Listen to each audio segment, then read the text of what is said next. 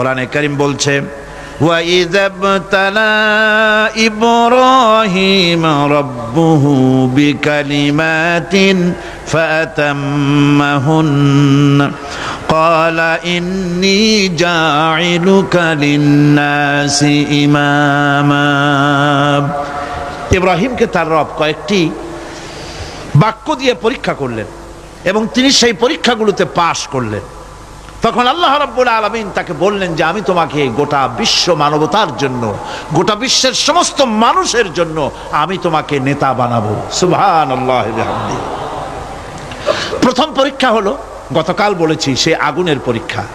সেখানে আল্লাহ পাক তাকে পাশ করালেন, তিনি পাশ করলেন। দ্বিতীয় পরীক্ষা ছিল বিবি এবং নবজাতক সন্তানকে নিয়ে আল্লাহ হুকুম করলেন এই বিবি আর বাচ্চারে নিয়ে মরুভূমিতে রেখে আসো।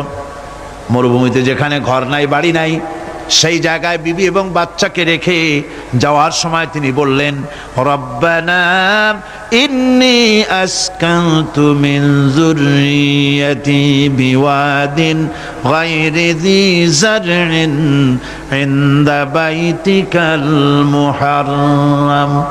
হায় আল্লাহ রাব্বুল আলামিন, আমি পানি এবং তরুলতাবিহীন এক মরুভূমির ভিতরে আমার বংশের একটি অংশকে এখানে রেখে গেলাম।